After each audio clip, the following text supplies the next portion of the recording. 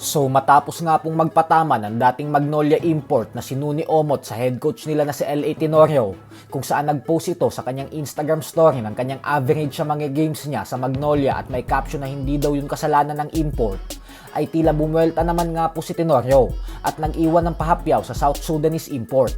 Ayon kay Tenorio ay hindi daw kasi 100% si Omot at ang problema umano doon ay hindi nila alam na nagpapa-PRP pala ng tuhod si Omot kaya medyo limitado umano ang mga galaw nito. Noong huling laro daw ni Omot ay doon na sila nakumbinse na hindi talaga ito gaanong kondisyon kasi hindi umano nila makita yung nakita nila sa pag-scout nila kay Omot na pagiging aktibo nito at pagiging rebounder nang dahil sa problema nito sa tuhod. Kaya naman nagdesisyon na umano silang palitan ito. Nakakaapekto na daw kasi ng gusto si Omot sa buong team ng Magnolia. Hindi daw ito masyadong makagalaw. Nakakascore naman umano ito pero hindi daw kasi siya yung tipo ng coach na ang habol sa isang import ay magtala ng napakataas na puntos. Aminado naman si Tenorio na may opensa talaga si Omot pero hindi daw kasi sila pwede mag-antay na maging 100% ang kondisyon ni Omot lalo pat napakaikli lang ng konferensyang ito.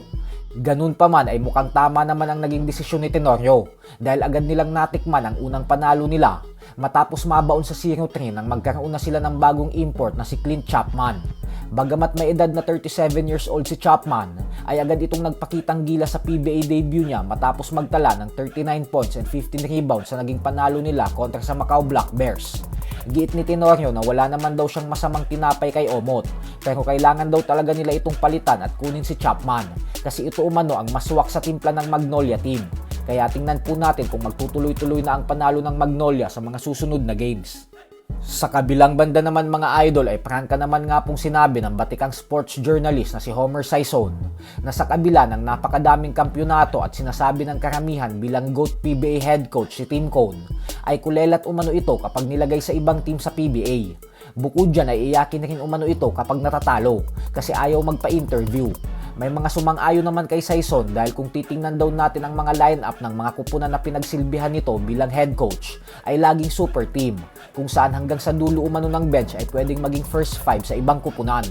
Ayon pa sa ibang mga fans ay mas dapat daw hangaan si Yengyao kasi si Yengyao daw yung tipo ng coach na nagde-develop ng mga players. Papasok ng hilaw sa PBA pero nagiging superstar pag dumaan na kay Coach Yeng. Habang si Tim Cone naman umano ay kukuha lang ng player kapag hinog at isang ganap na superstar na.